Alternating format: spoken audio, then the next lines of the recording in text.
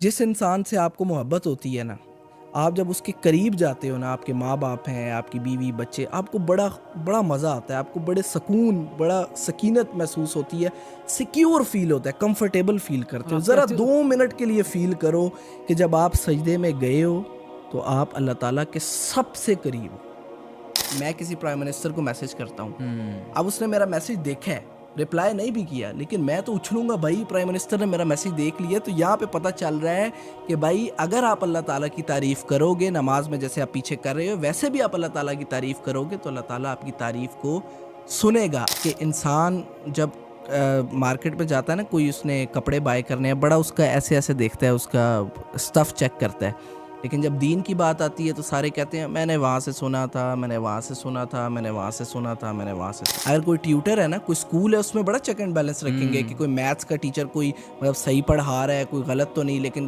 कारी साहब कोई पता नहीं उनके अकीदा क्या है, उनके थॉट्स क्या हैं, उनकी एक्टिविटीज़ क्या हैं, वो क्या पढ़ा रहे हैं, क्या नहीं पढ़ा रहे। अब्बा जान है, भाई जान है, चचा जान है, मतलब बाहर 5 वक्त की नमाज़ें पढ़ते हैं, हाजी साहब हैं, लोगों की आप कह लो कि लोगों के मसले सुलझाते हैं और कुरान पढ़ते हैं और वेलफेयर है, ये है वो है। लेकिन घर जैसे ही घुसते हैं ना, तो उनके जो घर वाले हैं ना, वो कमरों में छुप जाते हैं, वो बेड के नीचे छुप जाते हैं। उनका बर्ताव इस तरह का है, घर में अजीब किस्म का बर्ताव, गालियाँ भी निकालते हैं, घर में जो है मॉक भी करते हैं। कभी कभी लोग आके मेरे से सवाल करते हैं कि हमारे पाकिस्तान में ये चोरी, नाइंसाफ़ी, रिश्वत, ये कत्ल और ये सारी करप्शन। चीज़ें क्यों हैं, इसका क्या हल है? सही तो बात। मेरे दिमाग में तो 100% एक ही सोल्यूशन आता है कि अल्लाह ताला ने जो सज़ाएं बताई हैं, जो कानून बताया, उसको नाफिज कर दो। अस्सलामु अलैकुम वरहमतुल्लाहि वबरकातुहू। जैसे कि सलाह सिंप्लीफाइड, नमाज को समझना और नमाज का जो मकसद है जिससे हम बुराई से, बेहयाई से रुक सकें और हमारा ईमान ताज़ा हो। एपिसोड 1 हमने रिकॉर्ड किया था जिसमें हमने रुकू तक, कुल हुवल्लाहु अहद, सूरह इखलास तक हमने ट्रांसलेशन को और उसकी अंडरस्टैंडिंग को समझा था। उसको आगे कंटिन्यू करते हैं इंशाल्लाह। और मैं ये उम्मीद करता हूँ कि लास्ट एपिसोड को देख के आपने हमारे साथ कुरान की ट्रांसलेशन को और उसकी जो थोड़ी सी एक्सप्लेनेशन थी, उसका पर्पस था, उसको ज़रूर समझा होगा। अगेन मेरे साथ हैं अब्दुल बासित। अस्सलाम वालेकुम। वालेकुम अस्सलाम क्या वरहमतुल्लाह। हाल चाल है बासित? अल्हम्दुलिल्लाह। बासित, लास्ट टाइम हमने रुकू की दुआस तक जो है वो डिस्कस किया था। मैं उम्मीद करता हूँ कि जो ऑडियंस है उन्होंने उस सारी ट्रांसलेशन को याद भी किया होगा और उस सारे मकसद को समझा भी होगा। और मैं ये रिक्वेस्ट करता हूँ कि आप नोट्स भी साथ साथ बनाएं, क्योंकि एक दफ़ा अगर आपने अपनी नमाज को सही कर लिया, उसको सही तरह समझ लिया, उसकी ट्रांसलेशन को याद कर लिया, तो फिर सारी ज़िंदगी के लिए आपकी आसानी है। इवन कि आपके आगे बच्चे भी होने हैं, आप जब बच्चे आपसे आके जब सवाल करेंगे कि बाबा मामा मुझे बताएं कि नमाज़ पढ़नी है, नमाज़ क्यों पढ़नी है, नमाज़ कैसे पढ़नी है, नमाज में ये जो पढ़ना है इसका मतलब क्या है, तो फिर आप क्या कहेंगे? आप उन्हें यही कहेंगे कारी साहब से पूछो। आपने ख़ुद उनको टीच करना है। तो इसलिए बहुत ज़रूरी है कि इस सीरीज़ के थ्रू आप नमाज के मकसद को, नमाज की ट्रांसलेशन को ज़रूर समझें। बिल्कुल, यहाँ पे आपने कारी साहब वाली बात की, बहुत इंपॉर्टेंट है। पेरेंट्स को खुद टीच करना चाहिए ये तो बच्चों को। बेसिक अंडरस्टैंडिंग है हमारे यार। यहाँ क्या होता है, लोग अपने बच्चों को कारी साहब के पास भेज के बस कहते हैं बस वही कर देंगे जो और करना फिर है। कोई चेक एंड बैलेंस भी नहीं वही चेक रखते एंड, ये कारी बहुत बहुत साहब। बड़ा अलमिया है। मतलब अच्छा देखो, इसमें एक और ये भी चीज़ बड़ी नोटिस करने वाली है। अगर कोई ट्यूटर है ना, कोई स्कूल है, उसमें बड़ा चेक एंड बैलेंस रखेंगे कि कोई मैथ्स का टीचर कोई मतलब सही पढ़ा रहा है, कोई गलत तो नहीं। लेकिन कारी साहब कोई पता नहीं उनके अकीदा क्या है, उनके थॉट्स क्या हैं, उनकी एक्टिविटीज़ क्या हैं, वो क्या पढ़ा रहे हैं, क्या नहीं पढ़ा रहे। वो ऐसे ही बात है कि इंसान जब मार्केट में जाता है ना, कोई उसने कपड़े बाय करने हैं, बड़ा उसका ऐसे ऐसे देखता है, उसका स्टफ़ चेक करता है। लेकिन जब दीन की बात आती है तो सारे कहते हैं मैंने वहाँ से सुना था, मैंने वहाँ से सुना था, मैंने वहाँ से सुना था, मैंने वहाँ से सुना था। तो ये बहुत अजीब बात है। बहरहाल हम शुरू करते हैं। अब रुकू तक जो है, रुकू की दुआस को हमने डिस्कस किया था, उसकी ट्रांसलेशन को भी डिस्कस किया था। अब बारी आ जाती है कि इंसान रुकू से जब उठता है, रुकू के बाद जब नमाज में इंसान कहता है समी अल्लाहु लिमन हमिदा, इसको समझने की बहुत ज़रूरत है। समी अल्लाह, अल्लाह ने सुन लिया, लिमन हमिदा, जिसने उसकी तारीफ़ की। अब इस बात को समझें। अब यहाँ पर ये हमें नमाज किसने सिखाई है? अल्लाह ताला ने एक किस्म की सिखाई है ना, जिब्रील के थ्रू, आप सल्लल्लाहु अलैहि वसल्लम के थ्रू। इधर हमें एक गारंटी मिल रही है। मुफस्सिरीन लिखते हैं कि अगर हमें ये बात पता चल जाए, जैसे कि इसमें है समी अल्लाहु लिमन हमिदा, कि जिसने अल्लाह ताला की तारीफ़ की, तारीफ़ हमने कब की? पीछे फातिहा पढ़ी, कुरान पढ़ा, उससे पहले सुब्हानक अल्लाहुम्मा अल्लाहुम्मा बाइद बैनी अल्लाह, हमने अल्लाह ताला की तारीफ़ की और हमें गारंटी मिल रही है कि अल्लाह ताला ने हमारी सुन ली है।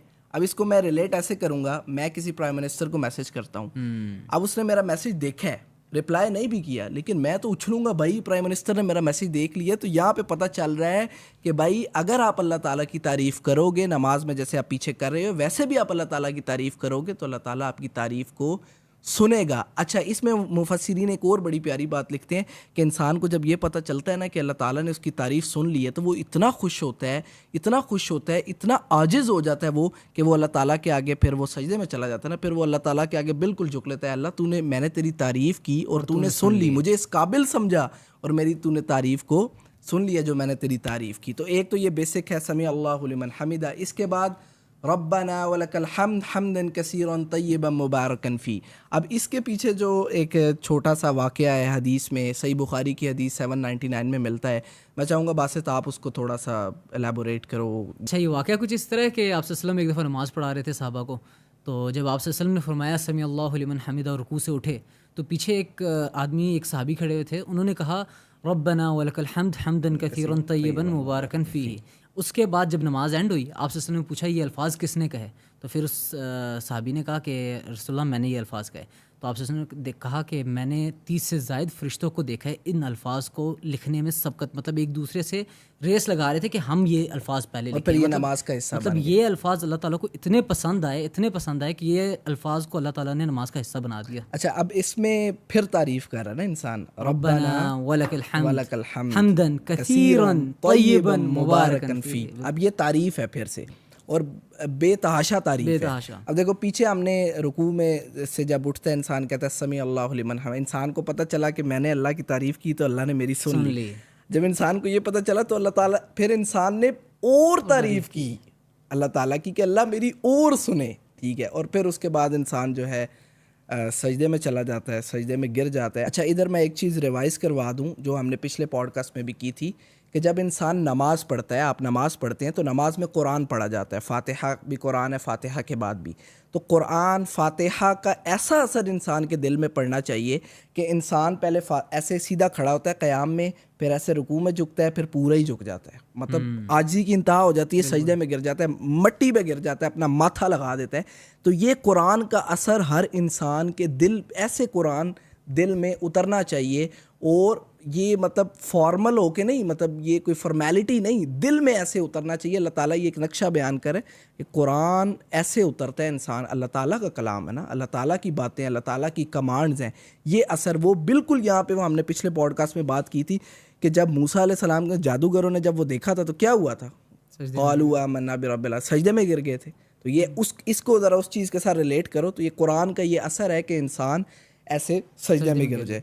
अब इंसान सजदे में गिर गया, अब सजदे की एक तो बड़ी खूबसूरत बात है कि जब नमाज में इंसान सजदे में जाता है तो वस्जुद वक्तरिब, सूरतुल अलक में इंसान सबसे ज़्यादा करीब अल्लाह ताला के कब होता है, जब वो सजदे में जाता है। यार इसमें मैं ये सोचता हूँ कि हमें ये समझ नहीं आ रही बात, हम इस चीज़ को रियलाइज़ नहीं कर पा रहे, हम इस बात को फ़ील नहीं कर पा रहे कि हम जब सजदे में होते हैं तो हम अल्लाह ताला से सबसे करीब होते हैं। जिस इंसान से आपको मोहब्बत होती है ना, आप जब उसके करीब जाते हो ना, आपके माँ बाप हैं, आपकी बीवी बच्चे, आपको बड़ा मज़ा आता है, आपको बड़े सुकून, बड़ा सकीनत महसूस होती है, सिक्योर फील होता है, कंफर्टेबल फील करते हो। ज़रा 2 मिनट के लिए फ़ील करो कि जब आप सजदे में गए हो तो आप अल्लाह ताला के सबसे करीब हो। इंसान चाहता है कि उसी कैफियत में वो रहे, बस लोग दुआएं करते हैं, लोग ये दुआएं भी करते हैं कि अल्लाह हम सजदे की हालत में मैं मोहताज है, लेकिन इसको रियलाइज़, मतलब नॉर्मली जब लोग नमाज़ पढ़े होते हैं इसको सोचते नहीं है ना, इसको रियलाइज़ नहीं करते। अच्छा, कुछ लोग ऐसे हैं जो रियलाइज़ करते हैं, वो मैंने ऐसे देखा जो लोग बड़ी परेशानी में गिरे होते हैं ना, बड़े दुख में होते हैं, परेशानी में होते हैं, फिर वो जब नमाज कायम करते हैं, नफल पढ़ते हैं, नमाज़ पढ़ते हैं, वो अपने लंबे सजदे जो है वो कर लेते हैं। इधर मैं एक और चीज़ मेंशन कर दूं कि हम जब नमाज़ पढ़ते हैं तो अल्लाह टकरे मारते हैं ना।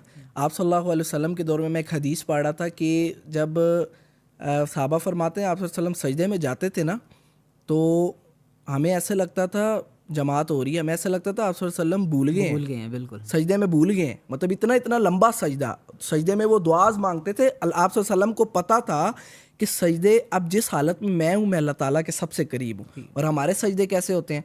समी अल्लाह, सुभान रब्बियल आला, सुभान रब्बियल आला, सुभान रब्बियल आला, सुभान अल्लाह, सुभान रब्बियल आला। मतलब ज़रा फील करें इस बात को कि जब नमाज में आप सजदे में गए हैं तो आप अल्लाह ताला के सबसे करीब हैं।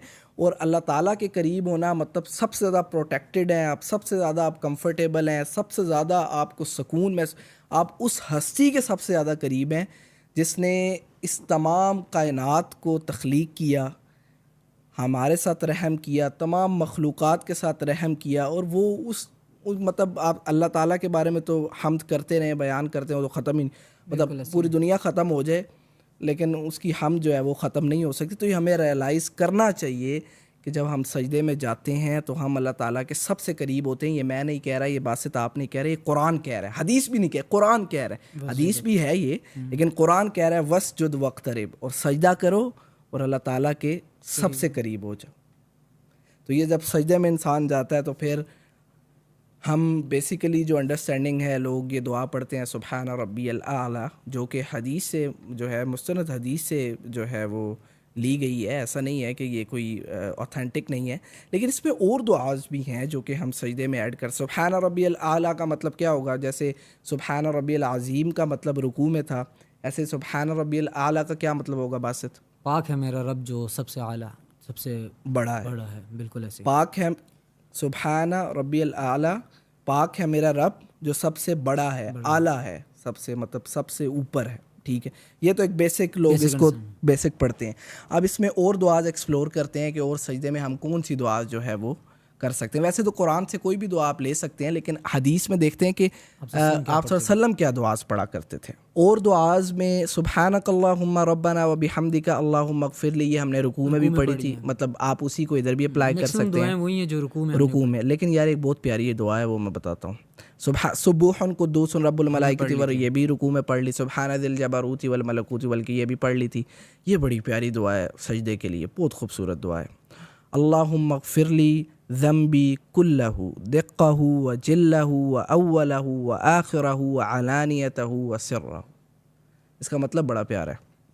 अल्लाहुम्मा अग़फ़िरली, अल्लाह मुझे माफ़ कर दे, ज़म्बी कुल्लहु, मेरे तमाम गुनाहों को माफ़ कर दे, कुल्लहु कुल तमाम, दिक्कहु व जिल्लहु छोटे बड़े, व अव्वलहु व आखिरहु पहले वाले और बाद वाले, व अलानियतहु व सिर्रहु, ऐलान मतलब जो ज़ाहिर है सबको पता है, और एक व सिर्रहु जो छुपे हुए हैं। अब ये इंसान के जो तन्हाई के गुनाह होते हैं ना, उलमा कहते हैं कि यार ये जो लोग सोसाइटी के सामने वैसे बड़े नेक होते हैं, मैंने ख़ुद देखा है, मैंने ख़ुद ये चीज़ नोट की है, लोगों से सुना है और अपनी प्रैक्टिकली देखा है कि वालिद साहब हैं, अब्बा जान हैं, भाई हैं, बड़े नेक हैं, लोगों के मसले सुलझाते हैं, 5 वक्त की नमाज़ पढ़ते हैं और कुरान पढ़ते हैं, लेकिन उनकी जो तन्हाई, घर में तन्हाई होती है घर वालों के साथ, आप सल्लल्लाहु अलैहि वसल्लम ने तब भी फरमाया था तुम में से सबसे बेहतर वो है जो अपने घर वालों के साथ बेहतरीन है। बाहर तो सारे ही, मतलब अब मैंने देखा है, नोट किया, प्रैक्टिकली देखा है, अब्बा जान है, भाई जान है, चचा जान है, मतलब बाहर 5 वक्त की नमाज़ें पढ़ते हैं, हाजी साहब हैं, लोगों की आप कह लो कि लोगों के मसले सुलझाते हैं और कुरान पढ़ते हैं और वेलफेयर है, ये है वो है, लेकिन घर जैसे ही घुसते हैं ना तो उनके जो घर वाले हैं ना वो कमरों में छुप जाते हैं, वो बेड के नीचे छुप जाते हैं। उनका बर्ताव इस तरह का है, घर में अजीब किस्म का बर्ताव, गालियाँ भी निकालते हैं, घर में जो है मॉक भी करते हैं, घर में उनका अजीब सही। तो अल्लाह ताला से इधर जब बंदा दुआ मांग रहा है ना कि ऐ अल्लाह मेरे तन्हाई के गुनाह भी माफ़ फरमा और मेरे जो एलानिया जो गुनाह ज़ाहिर हैं अल्लाह उनको भी माफ़ फरमा, ये बहुत प्यारी दुआ है। मैं ये समझता हूँ कि ये सजदे में ये दुआ ज़रूर इंसान को ऐड करनी चाहिए। अल्लाहुम्मा अग़फ़िरली ज़म्बी कुल्लहु दिक्कहु व जिल्लहु व अव्वलहु व आखिरहु व अलानियतहु व सिर्रहु। और ये याद करना आसान है, अल्लाहुम्मा का मतलब है अल्लाह इगफिरली, मुझे माफ़ कर, ज़म्बी, ज़म गुनाह को कहते हैं, ज़म्बी मेरे गुनाह, कुल्लहू सारे, दिक्कहू अजल्लहू छोटे और बड़े गुनाह, व अव्वलहू व आखिरहू पहले वाले गुनाह, बाद वाले गुनाह, व अलानियतहू व सिर्रहू। ये उर्दू से बहुत रिजेम्बलेंस है बहुत ज़्यादा इन वर्ड्स की, तो इंसान ये दुआ आसानी से याद कर सकता है। तो मैं ये समझता हूँ ये दुआ लाजमी जो है वो याद की जा सकती है। अभी के लिए आप सिर्फ इस दुआ को ऐड कर लें, ऊपर से आप सुब्हान दिल जबरूती वल मलकूती वल किब्रियाई वल आज़मा इसको ऐड कर लें, सुब्हानक अल्लाहुम्मा रब्बना व बिहम्दिका अल्लाहुम्मा इग़फिरली इसको ऐड कर लें। तो ये दुआज़ हैं 3-4 अभी आपके सामने ऑप्शन हैं, इनमें से अगर आप ये वाली तो ज़रूर ऐड करें तो मेरे ख्याल से अभी के लिए इतना काफ़ी है। बाकी आप अहादीस में जाके और भी हम इसका जब डिटेल्ड ओवरव्यू बनाएंगे तो हम और भी दुआज़ जो है वो आप हदीस में जाके देख सकते हैं। ख़ुद भी कुछ करना है तो बिल्कुल ही ट्रे में तो नहीं उनके सजा के रख देना। मतलब लोग पहले ही पाकिस्तान के लोग जो है ना बड़े काम चोर हैं, जिसको और दिल करेगा वो और निकाल लेगा। अच्छा, फिर उसके बाद जब इंसान सजदे में जाता है, सजदे के बाद जब वो दोबारा सजदे से उठा, ठीक है, अब यहाँ पे जो नमाज में जब इंसान सजदे से उठता है तो हमारे यहाँ बेसिकली कॉन्सेप्ट ये है कि कौन सी दुआ पढ़ी जाती है, रब्बिक फिरली, और इतनी भाईजान 400 की स्पीड से पढ़ेंगे। नहीं, ये जो हमारे कुछ भाई हैं ना वो तो इसको पढ़ते ही नहीं है, उस मौके में होते हैं अल्लाह अकबर कह के दूसरे सजदे में जाना है।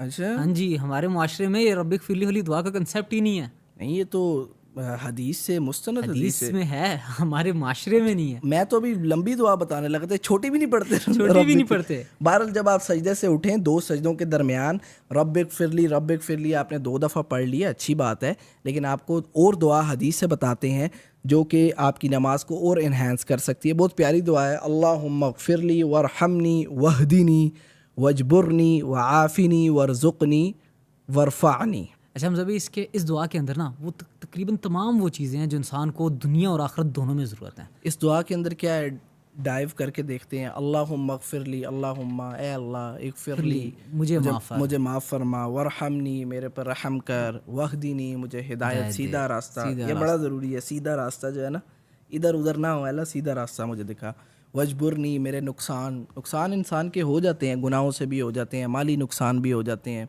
अल्लाह उन नुकसानात को पूरा कर, व आफ़िनी मुझे आफ़ियत दे, आफ़ियत इसी तरह के अल्लाह मुझे टेंशन फ्री ज़िंदगी दे।